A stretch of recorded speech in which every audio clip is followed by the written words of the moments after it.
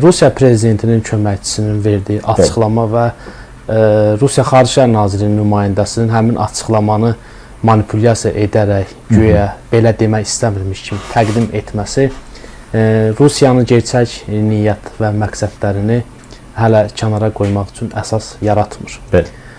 Rusiya nəyə görə belə bir açıqlama ilə çıxış etdi? Bir, texniki biz detala baxmalıyıq. Texniki geopolitik detal nədən ibarətdir? Rusiya Ukraynada apardığı hərbi kampaniyanın yaratdığı mənzərədə bir qədər yorğun düşüb və onun strateji məntəqələrinə, hərbi məntəqələrinə edilən hücumlardan sonra cəbhə xəttinin Rusiyanın içərilərinə qədər irəliləməsi Kremli bir qədər qəzəbləndirib və Kreml bu qəzəbini ifadə etmək üçün müxtəlif digər ölkələrə qarşı bir təhdid xarakterli bəyanatlar səsləndirir. Bəs Rusiyanın içində nələr baş verir? Bu məsələyə də baxmaq lazımdır. Ümumiyyətlə, Rusiya-Ukrayna müharibəsi başlayandan bu yana Ukrayna ərazisində Rusiyanın əhəmiyyətli irəliləyişlərinə baxmayaraq, sonraki bu irəliləyişlərdə tempin aşağı düşməsinə baxmayaraq, ümumiyyətlə Rusiyanın daxilində ciddi kəşfiyyat və təhlükəsizlik boşluqlarının olduğu üzə çıxdı. Kremldən verilən bəyanatlar, yəni Moskvanın tərtib etdiyi hekayələr isə bu boşluqları örtbasdır etməyə kifayət etmir. Təhlükəsizlik və kəşfiyyat sahəsində boşluqlar o deməkdir ki, artıq NATO və yaxud da Qərb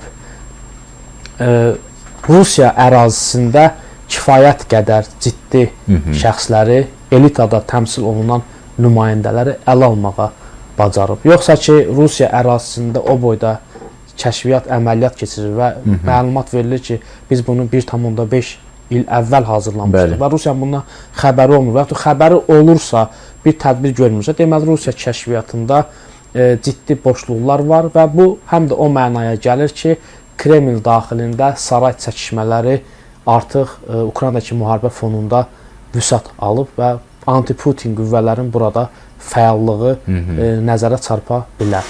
Yəni, bizim baxışımızdan nəzərə çarpa bilər. Hərçənd bununla bağlı hələ aydın faktlar təqdim edilmir. Belə bir məqamda Putin həm öz hakimiyyətini qorumaq, həm Ukraynadakı Rusiyanın maksimalist məqsədlərinə nail olmaqdan ötürü postsovet məkanını alternativ bir tamamlayıcı xətt kimi nəzərdən keçirir və Medinskinin verdiyi açıqlama Rusiyanın Ukraynada üzləşdiyi çətinliklərə baxmayaraq postsovet məkanında güc olmaq ambisiyalarını yenidən təkrarlayan bir xəttin elanıdır. Yəni, demək istəyirlər ki, biz bu bölgədən əl çəkməmişik, biz Ukraynada müəyyən çətinliklərlə üzləşsək də bu regionda maraqlarımızı təmin edəcəyik və müxtəlif vasitələrlə bu məsələni deyim ki, şişirtməyə çalışırlar.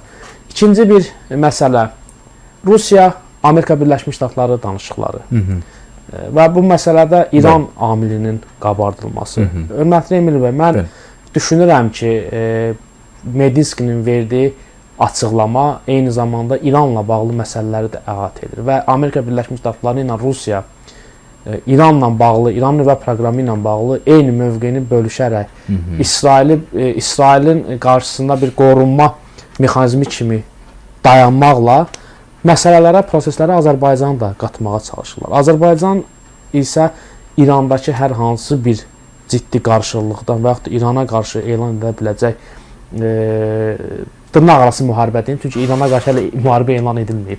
Dırnaq arası müharibələrdən Azərbaycan da öz strateji çətinliklərlə qarşılaşa bilmə ehtimallarını nəzərdən keçirir. Ona görə Azərbaycan bu prosesdə maksimum dərəcədə neytral qalmağa və regional təhlükəsizlik və sülh üçün həm vasitəçilik səylərini gücləndirməyə, həm də arxa kanal diplomatiyaları vasitəsilə müəyyən hərəkətlərini davam etdirməyi qarşıya hədəf qoyur.